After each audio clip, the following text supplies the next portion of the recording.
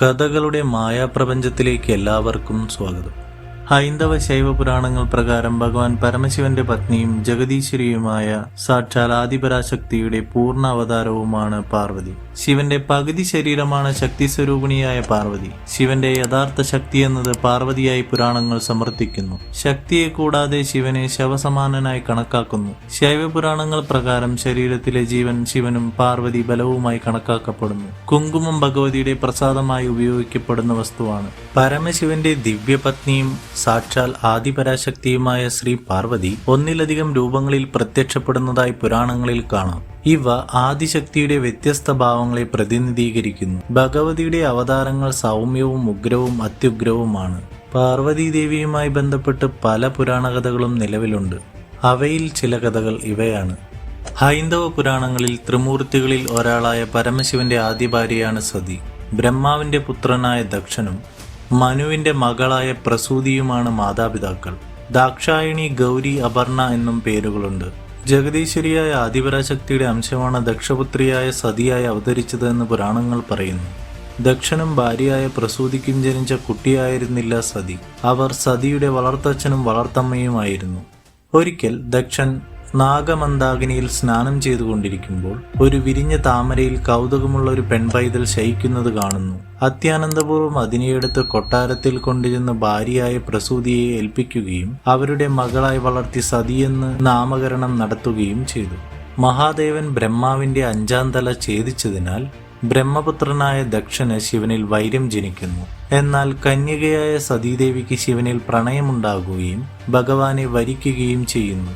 ഇതിൽ ക്രുദ്ധനായ ദക്ഷൻ ശിവനെ അപമാനിക്കാൻ വേണ്ടി കാലാന്തരത്തിൽ ഒരു മഹായാഗം നടത്തുന്നു. സതിയും ശിവനും ഒഴികെയുള്ള ദേവകളൊക്കെ ക്ഷണിക്കപ്പെട്ടിരുന്നു. ഇതറിഞ്ഞ് സതി ഏറെ ദുഃഖിതയാവുന്നു. പിതാവ് നടത്തുന്ന യാഗത്തിൽ തനിക്കും പങ്കെടുക്കണമെന്ന് സതി അഭ്യർത്ഥിക്കുമ്പോൾ ശിവൻ അതിന് സമ്മതിക്കുന്നില്ല. വിഷമാവസ്ഥയിലായ സതീദേവി താൻ പോകുമെന്ന വാശിയിൽ ഉറച്ചു നിന്നു. കുറച്ചുകാലം കഴിഞ്ഞ് ആദിശക്തിയുടെ പൂർണ്ണതയിലെത്തിയ ശേഷം മാത്രമേ ദക്ഷഭവനത്തിൽ പോകാൻ പാടുള്ളൂ എന്ന് ശിവൻ പറഞ്ഞെങ്കിലും സതി അത് ചെവിക്കൊണ്ടില്ല. യജ്ഞത്തിൽ അപമാനിത ആകേണ്ടി വരുമെന്ന് ഭഗവാൻ ഉപദേശിച്ചെങ്കിലും മനസ്സിന്റെ ചാഞ്ചല്യം കാരണം സതീദേവി യജ്ഞത്തിന് പോകുന്നു. യാഗഭൂമിയിൽ ചെന്ന സതിയെ ദക്ഷൻ സ്വീകരിച്ചില്ല. സതിയെയും ശിവനെയും കുറിച്ച് യാഗത്തിനെത്തിയ എല്ലാവരുടെയും മുൻപിൽ വളരെ മോശമായി ദക്ഷൻ സംസാരിക്കുകയും ചെയ്യുന്നു.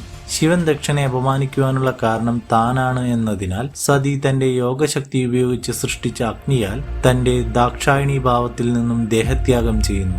ഇതറിഞ്ഞ് കോപാകുലനായ മഹാദേവൻ തന്റെ ജട പറിച്ചെറിയുന്നു. ജടയിൽ നിന്ന് ഭയങ്കരനായ വീരഭദ്രൻ അവതരിക്കുന്നു. ദക്ഷനെ വധിക്കുവാനും യാഗസ്ഥലം നശിപ്പിക്കുവാനും ഭഗവാൻ വീരഭദ്രനോട് കൽപ്പിക്കുന്നു. വീരഭദ്രനെ സഹായിക്കുവാൻ ഭഗവാൻ ശിവൻ ഭദ്രകാളിയോട് പറയുന്നു. തന്റെ സ്വാമിയുടെ ആജ്ഞപ്രകാരം വീരഭദ്രൻ ഭദ്രകാളിയോടും മറ്റു ഭൂതഗണങ്ങളോടുമൊപ്പം യാഗഭൂമി തകർത്ത് തരിപ്പണമാക്കുകയും ദക്ഷന്റെ തലയെറുത്ത് ഹോമകുണ്ടത്തിൽ നിക്ഷേപിക്കുകയും ചെയ്യുന്നു. അവിടെ എത്തിയ മഹാദേവൻ ദക്ഷപത്നി പ്രസൂതിയുടെ അപേക്ഷ പ്രകാരം ദക്ഷനെ പുനർജീവിപ്പിക്കുന്നു. തുടർന്ന് സതിയുടെ മൃതദേഹമെടുത്ത് മറയുന്നു. പത്നി വിയോഗത്താൽ ദുഃഖത്തിലാണ്ടുപോയ മഹാദേവൻ മൃതശരീരവുമായി സംഹാരതാണ്ഡവ നൃത്തം ചെയ്തു. ഈ അവസ്ഥ ഭൂമിക്ക് മംഗളമല്ലാത്തതിനാൽ സാക്ഷാൽ ആദിപരാശക്തി പ്രത്യക്ഷപ്പെട്ട് മഹാവിഷ്ണുവിനോട് സതീദേവിയുടെ മൃതശരീരം ഖണ്ഡിക്കുവാൻ പറയുകയും സുദർശന ചക്രം വെച്ച് മഹാവിഷ്ണു അത് നടത്തുകയും ചെയ്യുന്നു. അവ 51 കഷ്ണങ്ങളായി ഭൂമിയിൽ പതിച്ച് ശക്തിപീഠങ്ങളായി മാറുന്നു. ഇവ കാലാന്തരത്തിൽ ഭഗവതി ക്ഷേത്രങ്ങളായി മാറി. ദുഃഖിതനായ മഹാദേവൻ ഭയങ്കരമായൊരു തപസ്സിലേക്ക് പോകുന്നു. ദാക്ഷായണിയായ സതീദേവി ഹിമവാന്റെ പുത്രിയായ പാർവതിയായി പുനർജനിച്ചു. പാർവതി വളർന്ന് യുവതിയായി മാറിയപ്പോൾ ദേവലോകത്തു നിന്നും നാരദമുനി ഹിമവത് സന്നിധിയിൽ എത്തിച്ചേർന്നു. എന്നിട്ട് പരമശിവനെ ഭർത്താവായി ലഭിക്കുവാൻ പാർവതിയെ തപസ്സിന് അയക്കണമെന്ന് ഹിമവാനോട് പറഞ്ഞു. അതിൻ പ്രകാരം പാർവതി കൈലാസത്തിലെത്തുകയും ഭഗവാനെ ഭർത്താവായി ലഭിക്കുവാൻ കൊടും തപസ് ആരംഭിക്കുകയും ചെയ്തു. ഈ സമയം ദേവലോകത്ത് താരകൻ എന്ന പേരുള്ള ഒരു അസുരൻ ആക്രമണം നടത്തുകയും അയാൾ ഇന്ദ്രനെ കീഴടക്കുകയും ചെയ്തു. ശിവപുത്രന് മാത്രമേ താരകാസുരനെ വധിക്കുവാൻ പറ്റൂ. പക്ഷേ ശിവൻ കൊടിയ തപസ്സിലാണ്. അവസാനം ശിവന്റെ തപസ് മുടക്കി പാർവതിയിൽ അനുരാഗം ജനിപ്പിക്കുവാൻ ഇന്ദ്രൻ കാമദേവനെ കൈലാസത്തിലേക്ക് അയച്ചു. കാമദേവൻ തന്റെ പത്നിയായ രതിദേവിയുമായി എത്തി പുഷ്പബാണങ്ങൾ ശിവന് നേരെ ഉതിർത്തു. ശിവകോപം ജ്വലിച്ചു. ഭഗവാന്റെ തൃക്കണ്ണ് തുറന്നു. ആ 3-ാം കണ്ണിൽ നിന്നും അതിശക്തമായ അഗ്നിജ്വാലകൾ പുറപ്പെട്ടു. ആ അഗ്നിയിൽ കാമദേവൻ ഭസ്മീകരിക്കപ്പെട്ടു. പിന്നീട് ഭഗവാൻ പാർവതിയെ തിരുവാതിര നാളിൽ വിവാഹം ചെയ്തു. കാമദേവൻ മഹാദേവനെയും പുനർജനിപ്പിച്ചു. അതിനുശേഷം ശിവപാർവതിമാർ കൈലാസത്തിൽ താമസമാക്കുകയും സുബ്രഹ്മണ്യൻ എന്ന പുത്രൻ ജനിക്കുകയും ആ പുത്രൻ താരകാസുരനെ വധിക്കുകയും ചെയ്തു. ശിവപാർവതിമാരുടെ മറ്റൊരു പുത്രനാണ് വിഘ്നേശ്വരനായ ഗണപതി. ഭാഗവതത്തിൽ മഹാവിഷ്ണുവിനെ മുൻനിർത്തി മധുകൈടപന്മാരെ വധിക്കുവാൻ വേണ്ടിയാണ് ആദ്യമായി മഹാകാളി അവതരിക്കുന്നത്. ബ്രഹ്മാവിന്റെ പ്രാർത്ഥന കേട്ടാണ് പരാശക്തി ഇപ്രകാരം അവതരിച്ചത്. ശ്രീ പാർവതിയുടെ താമസിക രൂപമാണ് കാളി. ബാലഗണപതിയുടെ ശിരസ് മഹാദേവൻ ഛേദിച്ചപ്പോൾ കോപിഷ്ഠയായ ശ്രീ പാർവതി മഹാകാളിയായി മാറി. ദേവീകോപം ഭയന്ന ത്രിമൂർത്തികൾ ഗണപതിക്ക് ആനയുടെ ശിരസ് നൽകി ഭഗവതിയോട് ക്ഷമാപണം നടത്തി സ്തുതിച്ചു. ദേവീ മഹാത്മ്യത്തിൽ സുംബനിസുംബ യുദ്ധവേളയിൽ ചണ്ഡികാദേവിക്ക് തുണയേകുവാൻ അവതരിച്ച ഉഗ്രരൂപമാണ് മഹാകാളി. ചണ്ഡികയെ പിടിച്ചുകൊണ്ടുപോകുവാൻ ധൂമ്രലോചനൻ എത്തുന്നു. തന്റെ ഹുങ്കാരത്താൽ ധൂമ്രലോചനനെ നിഗ്രഹിച്ച കാളി ചണ്ഡമുണ്ടന്മാരെയും വധിച്ചതിനാൽ ചാമുണ്ടേശ്വരി എന്നറിയപ്പെട്ടു. പിന്നീട് രക്തബീജവധത്തിന് ദേവിയെ സഹായിക്കുകയും ചെയ്തു. അതിനാൽ രക്തചാമുണ്ഡി എന്നും അറിയപ്പെടുന്നു. നിത്യാനന്ദമയിയും നിരാകാരയുമായ പരബ്രഹ്മസ്വരൂപിണിയായ ഉമാദേവിക്ക് ഒരിക്കൽ സാകാര രൂപത്തിൽ അവതരിക്കേണ്ടി വന്നു. ദേവന്മാരുടെ അഹങ്കാരം ശമിപ്പിക്കുവാൻ വേണ്ടിയാണ് ജഗത്മാതാവ് സ്വരൂപയായത്. ഒരിക്കൽ ദേവന്മാരും അസുരന്മാരും പരസ്പരം ഘോരയുദ്ധം ചെയ്തു. ആ ഘോരയുദ്ധത്തിൽ മഹാമായ പ്രഭാവത്താൽ ദേവന്മാർ വിജയിച്ചു. അസുരന്മാർ പരാജിതരായി പാതാളത്തിലേക്ക് പോയി. ഗർവിഷ്ഠരായ ദേവന്മാർ തങ്ങളുടെ കഴിവുകൊണ്ടാണ് വിജയം നേടിയതെന്ന് അഹങ്കരിച്ചു. അപ്പോൾ അവരുടെ മുന്നിൽ കുടയുടെ രൂപത്തിൽ ഒരു തേജസ് ആവിർഭവിച്ചു. മുമ്പ് കണ്ടിട്ടില്ലാത്ത ആ രൂപവും തേജസ്സും ദേവന്മാരെ ആശ്ചര്യഭരിതരാക്കി. അഹങ്കാരനാശിനിയായ പരാശക്തിയുടെ മഹിമ മനസ്സിലാക്കാത്തത് കൊണ്ടാണ് അവർക്ക് അത്ഭുതമുണ്ടായത്. ദേവേന്ദ്രൻ ദേവന്മാരോട് ആ തേജസ് എന്താണെന്ന് പരീക്ഷിക്കുവാൻ ആവശ്യപ്പെട്ടു. വായുദേവനാണ് തേജസ്സിന്റെ മുന്നിൽ ആദ്യമെത്തിയത്. അപ്പോൾ തേജസ് ആരാണെന്ന് ചോദിച്ചു. താൻ ജഗത് പ്രാണനായ വായുവാണെന്ന് അഹങ്കാരത്തോടുകൂടി പറഞ്ഞു. ചരാചരങ്ങളെല്ലാം തന്നിലാണ് വ്യാപിച്ചിരിക്കുന്നതെന്നും താനാണ് എല്ലാം ചലിപ്പിക്കുന്നതെന്നും കൂടി വായുദേവൻ പറഞ്ഞു. എന്നാൽ നീ ഒരു പുല്ല് ഇളക്കി കാണിക്കുവാൻ തേജസ് ആവശ്യപ്പെട്ടു. സർവശക്തിയും പ്രയോഗിച്ചിട്ടും വായുദേവന് പുല്ല് അനക്കുവാൻ സാധിച്ചില്ല. ലജ്ജിതനായ അദ്ദേഹം നടന്ന കാര്യവും തന്റെ പരാജയവും ദേവന്മാരോട് പറഞ്ഞു. തുടർന്ന് ദേവന്മാരും ദേവേന്ദ്രനും കൂടി പുല്ലനക്കുവാൻ ശ്രമിച്ചെങ്കിലും സാധിച്ചില്ല. അപ്പോൾ കരുണാമയിയായ ദേവി അവരുടെ അഹങ്കാരം തീർക്കുവാനും അവരെ അനുഗ്രഹിക്കുവാനും പ്രത്യക്ഷപ്പെട്ടു. മേടമാസത്തിലെ ശുക്ലപക്ഷത്തിലെ നവമി തിഥിയിൽ മധ്യാഹ്ന സമയത്താണ് സച്ചിദാനന്ദ രൂപിണി അവതരിച്ചത്.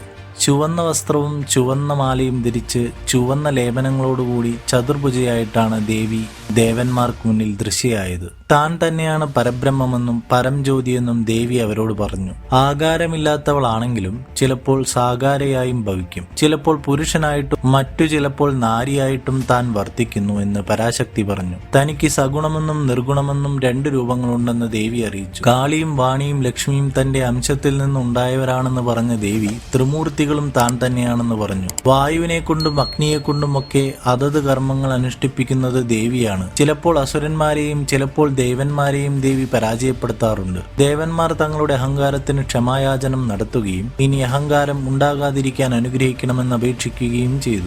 മറ്റൊരു കഥ എന്തെന്നാൽ ഭണ്ഡാസുരന്റെ ഉപദ്രവത്തിൽ പീഡിതരായ ദേവന്മാർ യാഗാഗ്നിയിൽ സ്വശരീരങ്ങൾ ഹോമിച്ചു തുടങ്ങിയപ്പോൾ പാർവതി തന്റെ മൂലരൂപമായ ലളിതാ ത്രിപുരസുന്ദരിയായി അഗ്നികുണ്ഡത്തിൽ നിന്നും കോടി സൂര്യപ്രഭയോടെ ഉയർന്നു വന്നു. ദേവന്മാർക്ക് സ്വരൂപങ്ങൾ വീണ്ടു കിട്ടുന്നു. ശേഷം കാമേശ്വരനായ ആദിശിവന്റെ കഴുത്തിൽ വരണമാലി മണിയിച്ചു. അതിനുവേണ്ടി ഒരു വരണമാലം വായുവിലേക്ക് ചുഴറ്റിയെറിഞ്ഞു. ലളിത കാമേശ്വര സ്വയംവരവും നടന്നു. ശേഷം ഭഗവതി കാമേശ്വരനെ നോക്കി ഗണപതിയെ സൃഷ്ടിക്കുകയും ഗണപതി ഭണ്ഡാസുരന്റെ കൈവശമുള്ള വിഘ്നയന്ത്രം നശിപ്പിക്കുകയും ചെയ്യുന്നു.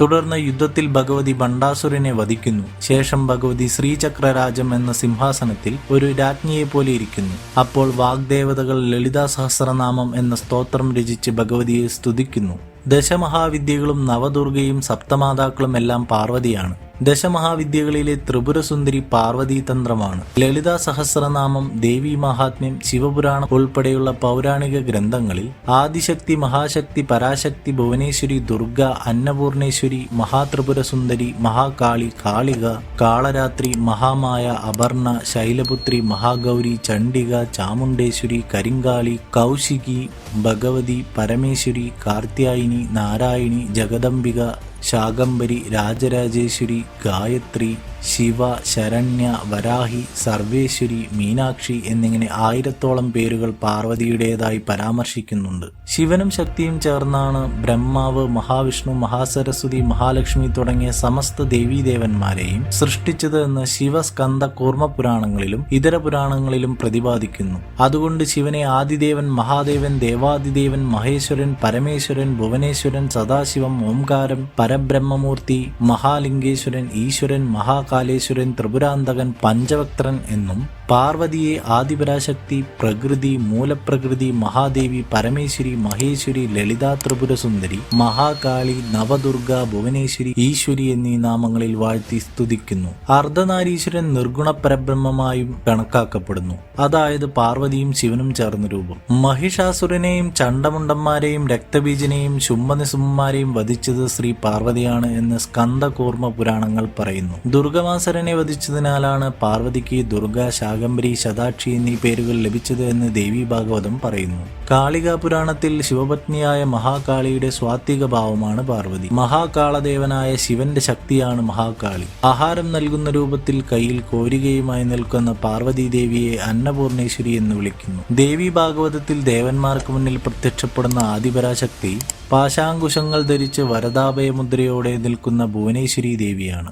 ലളിതാ സഹസ്രനാമത്തിൽ ഭണ്ഡാസുരനെ വധിക്കുന്ന ശിവകാമേശ്വരന്റെ അർദ്ധാംഗിനിയായ ശ്രീ ലളിതാ ത്രിപുരസുന്ദരി ശ്രീ പാർവതിയുടെ മൂലരൂപമാണ്. ശിവപുരാണത്തിൽ ശിവനും അന്നം വിളമ്പുന്ന അന്നപൂർണയും പാർവതിയുടെ മാതൃവാത്സല്യത്തിന്റെ ഉദാഹരണങ്ങളാണ്. പാർവതി ദേവി ശക്തിയുടെ ഭഗവതിയായി കണക്കാക്കപ്പെടുന്നു. പാർവതി ദേവി എല്ലാ ജീവജാലങ്ങളിലും വസിക്കുന്നു. പാർവതി ദേവിയല്ലാതെ എല്ലാ ജീവജാലങ്ങളും ജഡാവസ്ഥയിലായിരിക്കുമെന്ന് വിശ്വസിക്കുന്നു. ശൈവ വിശ്വാസപ്രകാരം സ്ത്രീയും പുരുഷനും അഥവാ പാർവതിയും പരമേശ്വരനും തുല്യരായി കണക്കാക്കപ്പെടുന്നു. സ്ത്രീ സമത്വവുമായി ഇത് ബന്ധപ്പെട്ട് കിടക്കുന്നു. പരാശക്തിയുടെ ഭക്തർ സ്ത്രീകൾക്ക് ബഹുമാനവും തുല്യ അംഗീകാരവും നൽകേണ്ടതുണ്ട് എന്നാണ് വിശ്വാസം. സ്ത്രീകൾ പാർവതി ദേവിയുടെ സ്വരൂപം തന്നെയാണ് എന്നാണ് വിശ്വാസം. ഒരു സാഹചര്യത്തിലും ഭഗവതി ഉപാസകർ സ്ത്രീകളോട് അപമര്യാദയായി ഇടപെടാൻ പാടില്ല എന്ന് പ്രത്യേകം നിഷ്കർഷിക്കാറുണ്ട്.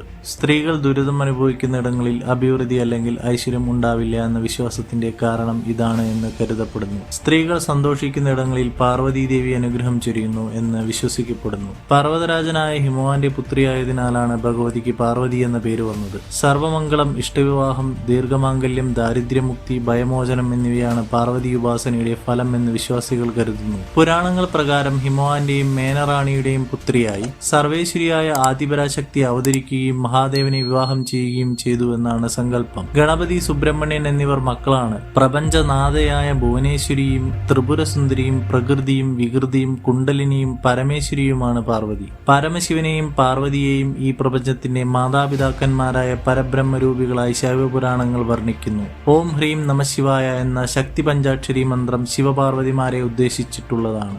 ഇതിൽ ഹ്രീം എന്ന ശബ്ദം പാർവതിയെ കുറിക്കുന്നു. ആദിപരാശക്തിയുടെ പ്രതീകമാണ് പാർവതി. പാർവതി സർവഗുണ സമ്പന്നയാണ്. പ്രപഞ്ചം നിയന്ത്രിക്കുന്നത് സാക്ഷാൽ ഭുവനേശ്വരിയാണെന്നാണ് ശാക്തേയർ വിശ്വസിക്കുന്നത്. പരമശിവന്റെ കൂടെ ചിത്രീകരിക്കുമ്പോൾ പാർവതിക്ക് ഇരുകൈകൾ മാത്രമാണെങ്കിലും ദുർഗാരൂപത്തിലും കാളീരൂപത്തിലും 4, 8, 18 കരങ്ങൾ ഉള്ളതായി ചിത്രീകരിക്കപ്പെടാറുണ്ട്. ഭുവനേശ്വരി, ത്രിപുരസുന്ദരി തുടങ്ങിയ രൂപങ്ങളിൽ 4 കരങ്ങളുണ്ട്. ആഹാരവും സമ്പദ് സമൃദ്ധിയും ദാരിദ്ര്യമോചനവും നൽകി അനുഗ്രഹിക്കണമെന്ന പാർവതിയുടെ ഭാവമാണ് അന്നപൂർണേശ്വരി. ദുഷ്ടന്മാരുടെ നേർക്ക് ചണ്ഡകോപം കാണിക്കുന്നവളായതിനാൽ ചണ്ഡിക എന്ന പേരും ലഭിച്ചു. ദുഃഖങ്ങളിൽ നിന്നും ദുർഗതികളിൽ നിന്നും രക്ഷിക്കുന്നവളായതുകൊണ്ട് ദുർഗ എന്ന് വിളിക്കപ്പെടുന്നു. ദുഷ്ടവധത്തിനായി പാർവതി സ്വീകരിച്ച കറുത്ത രൗദ്ര രൂപമായി മഹാകാളിയെ കണക്കാക്കപ്പെടുന്നു. അതിനാൽ ചില പ്രദേശങ്ങളിൽ കരിങ്കാളി എന്നറിയപ്പെടുന്നു. ഭദ്രകാളിയും പാർവതിയുടെയും മറ്റൊരു രൂപമായി കണക്കാക്കപ്പെടുന്നു. പൊതുവെ പാർവതിയുടെ വാഹനം സിംഹമാണെങ്കിലും മഹാഗൗരി രൂപത്തിൽ വൃഷഭവും ഭദ്രകാളി രൂപത്തിൽ വേതാളവും വാഹനമാണ്. പൗർണമി ദിവസം ദുർഗ ആയും അമാവാസി ദിവസം കാളിയായും ഭഗവതിയെ ആരാധിക്കുന്നു. ശിവശക്തി ഐക്യത്തിന്റെ പ്രതീകമായ ശ്രീചക്രത്തിൽ ഭഗവതി തന്നെയാണ് പ്രധാനം. മിക്ക ശിവക്ഷേത്രങ്ങളിലും ഭഗവതിക്ക് പ്രത്യേക പ്രതിഷ്ഠ ഉണ്ട്. ചില ക്ഷേത്രങ്ങളിൽ പാർവതിക്ക് ശിവനേക്കാൾ പ്രാധാന്യം കൊടുക്കാറുണ്ട്. ശിവപ്രതിഷ്ഠ ഉണ്ടെങ്കിലും മധുരമീനാക്ഷി, സുന്ദരേശ്വര, കൊല്ലൂർ മൂകാംബിക, തിരുമാന്താംകുന്ന് ഭഗവതി ക്ഷേത്രം, കൊടുങ്ങല്ലൂർ ഭഗവതി ക്ഷേത്രം, ചെങ്ങന്നൂർ ഭഗവതി ക്ഷേത്രം, തിരുവൈരാണിക്കുളം ക്ഷേത്രം തുടങ്ങിയവ ഭഗവതി പ്രധാനമാണ്. ശിവക്ഷേത്രത്തിൽ പിൻവിളക്ക് കത്തിക്കുന്നത് ശ്രീ പാർവതിയെ ഉദ്ദേശിച്ചാണ്. ഹൈന്ദവ സമൂഹത്തിൽ താലി, വിവാഹവസ്ത്രം എന്നിവ പാർവതി സാന്നിധ്യമുള്ള ക്ഷേത്രങ്ങളിൽ ദിവസങ്ങളിൽ പൂജ ചെയ്ത് ധരിക്കുന്ന ചടങ്ങുകളും കണ്ടുവരുന്നു.